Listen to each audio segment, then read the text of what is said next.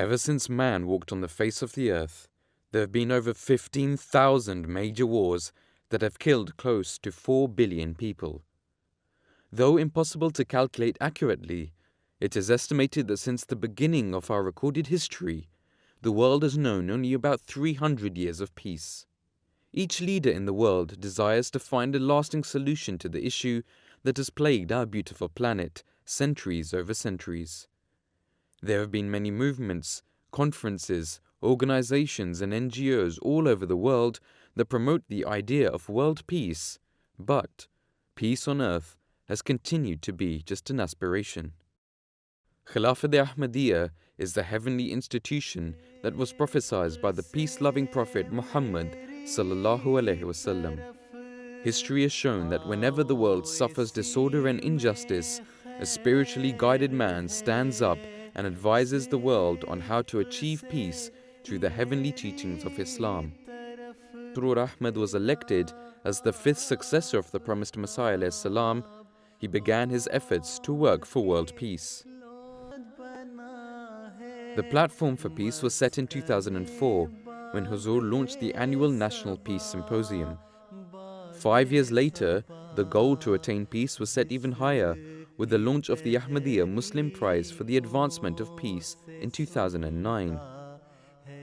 Huzur has fearlessly addressed the Islamic solution to peace around the world, from Canada to Australia, from Capitol Hill to the British House of Commons, from the European Parliament to the Montage in Beverly Hills, and from Nagoya, Japan to Valencia in Spain. His addresses have been received with warmth and admiration from all parts of the world. To this day, Huzur has visited numerous different countries and given lectures to promote peace. Huzur delivered a historic address at the Capitol Hill in Washington, D.C. on the 27th of June 2012. Hazrat Khalifatul Masih V, may Allah be his helper, met with the leading congressmen and senators and other leaders at the Capitol Hill. The meeting, which was the first of its kind, provided an opportunity to some of the most influential leaders in the United States to hear firsthand Islam's message of world peace. Huzur spoke about the path to peace, just relations between nations, and told leaders of global influence that true justice and peace can never be achieved without each other. The truth is that peace and justice are inseparable. You cannot have one without the other. And certainly, this principle is something that all wise and intelligent people understand. Brussels, a city that is known for its European Parliament building, this time hosted the Khalifa of Islam, Hazrat Mirza Masroor Ahmad. Huzur delivered an historic address on the topic of the key to peace, global unity, to the members of the Parliament of the European Union. Another key principle Islam teaches is that in an effort to develop peace, it is necessary for all parties to never display any form of pride or arrogance. This was perfectly illustrated by the Holy Prophet, peace and blessing of Allah be upon him, when he famously said, a black person is not superior to a white person, and nor is a white person superior to a black person. The countries that derive benefit from the European Union and the countries that are under the influence of the big powers all come to accept this, or even the underdeveloped countries, then and only then peace can emerge. Further, only if those nations who have veto power at the United Nations realize they will be held to account for their actions, can justice be truly established. In fact, I will go one step further and say that the right of veto power can never allow or facilitate the establishment of peace, because clearly not all countries are at an equal level.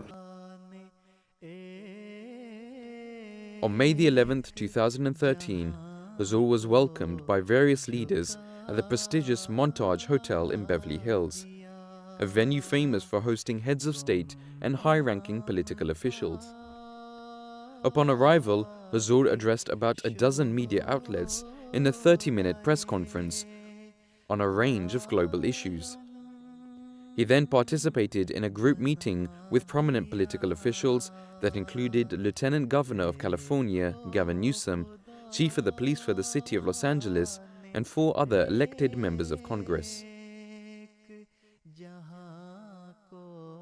Today, when we, the Ahmadiyya Muslim Jamaat, raise the slogan of love for all and hatred for none as a means to establish global peace, we do so directly in fulfillment of the teachings of the Holy Quran and the practice of the Holy Prophet, peace and blessing of Allah be upon him. After his visit to the United States, Huzur Anwar took the same message of peace to other world leaders. Hazrat Khalifatul Masih was benevolently welcomed to the New Zealand Parliament in the capital city, Wellington. Huzur addressed the members of the government in the Grand Hall of the Parliament House. Attending the event were members of Parliament, city councilmen, professors, police commissioners, and many foreign council members. High commissioners and ambassadors of Israel and Iran were also present. The means of today's war include aerial bombardment, poison gas, and even chemical weapons. And as I said, there is also the potential use of the most horrific weapon of all, the nuclear bomb. Consequently, the wars of today are entirely different to those of the past. Because today wars could potentially wipe mankind from the face of the earth. On 17 October 2016, Hazrat Khalifatul Masih V, may Allah be his helper, was welcomed to Canada's Houses of Parliament by Prime Minister Justin Trudeau, cabinet ministers, and over 50 members of Parliament and senators. The last time we met was a number of years ago, and I didn't yet occupy this office, but we had wonderful conversations, as we will this time, about the Ahmadi community and the challenges they face and the opportunities to work together on promoting love for all and hatred for none. Later in the day, His Holiness delivered a historic keynote address to an audience of more than 225 people at a special reception held at the Sir John A. Macdonald Building at the Canadian Parliament in Ottawa. If only the major powers and the international institutions, such as the United Nations, had truly acted upon their founding principles under all circumstances, then we would not have seen the toxic plague of terrorism infect so many parts of the world.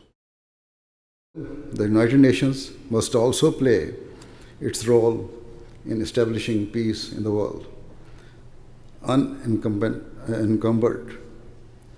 by politics, injustice, or favoritism. I hope and pray that Allah the Almighty enables the United Nations and the world governments to act in this way so that true and long-lasting peace may be established. The alternative does not bear thinking about, because if we continue as we are, then the world is charging madly towards a huge catastrophe in the shape of another world war. We who are members of the Ahmadiyya Muslim community try our utmost to save the world and humanity from all destruction. This is because in this era we have accepted the Imam of the age, who was sent by Allah as the promised Messiah and who came as a servant to the Holy Prophet Muhammad, peace be upon him, who himself was sent as a mercy for all of mankind. It is because we follow the teachings of the Holy Prophet, peace be upon him, that we feel extreme pain and anguish in our hearts at the state of the world.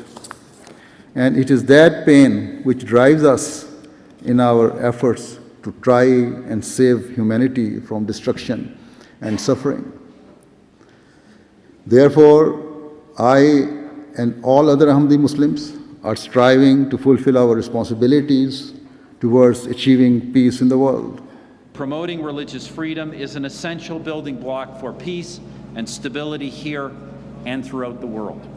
In this, we are allied with His Holiness, a courageous champion of religious freedom and of peace. The huge respect we all have, for your work day by day in making a reality of peace and brotherhood across the communities in this country and across the world. Let us make this resolution to promote the message of peace and brotherhood, which is your message to mankind, that people of different religions should not quarrel and fight with each other, but should accept and tolerate and live together in that spirit of brotherhood and peace, which is the essence of your religion. The huge value and importance of serving others should be imprinted in the hearts of every single Ahmadi Muslim. Allah the Almighty has granted each person many abilities or capabilities. And so it is their duty to use those God-given gifts to help others, and particularly those in need. Every person should utilize his individual talents or expertise for the sake of others. For example, doctors can offer their medical services, teachers can provide education, engineers can offer their skills, whilst those people blessed with wealth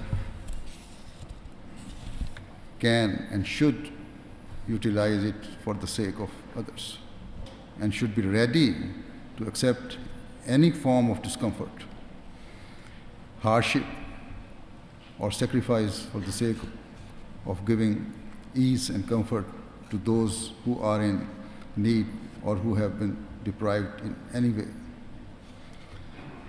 They should not seek any worldly reward, but their sole motivation should be the love and prayer of God the Almighty. Love for all, hatred for none. Love for all, hatred for none.